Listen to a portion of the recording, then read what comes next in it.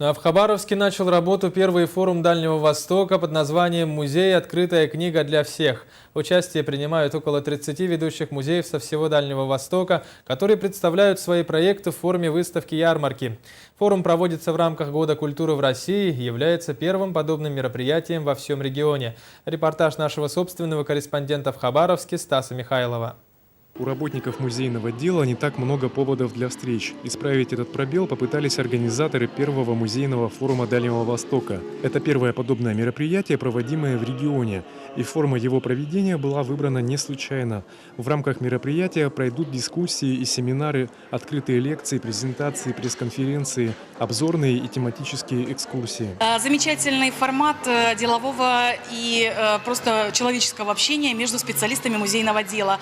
Вообще формат форума в музейном мире, он очень популярен, известен. Очень много форумов проводят у нас в столицах, в двух, и в Северной, и в Москве. Поскольку форум рассчитан не только на профессиональное музейное сообщество, но и на обычных посетителей, работники музеев по-разному попытались привлечь внимание к своим выставочным экспозициям. Кто-то здесь же делал подделки и сувениры, другие громко призывали обратить на себя внимание.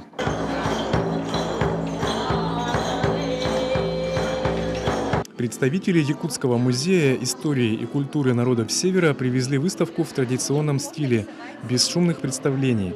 Посвящена она самому древнему народу, населявшему Якутию – юкагирам, которых на сегодняшний день в республике осталось не более 1000 человек. Очень хотелось, чтобы о них узнали как можно больше людей, чтобы о них знали, чтобы они ими интересовались. Может быть, это поможет как-то сохранить их культуру. Название представленной экспозиции «Письма на коже дерева». Древние юкагиры вырезали на бересте острым ножом послания своим соплеменникам. На первый взгляд, незамысловатые изображения несут в себе огромный объем информации. Например, охотничьи письма представляют собой почти географические карты, в которых учтены стороны света, в мельчайших подробностях указаны все излучины и притоки рек.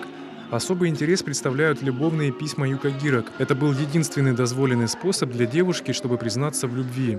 Я буду грустить, вот это облачко – это ее мысли.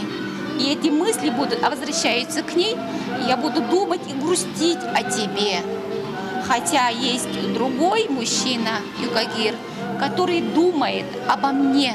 В течение 5 дней участники форума будут участвовать в мастер-классах и круглых столах, побывают на различных тематических экскурсиях и квестах. Также пройдет ряд конкурсов, судьями в одном из которых станут посетители музеев. Стас Михайлов, НВК «Саха», Хабаровск.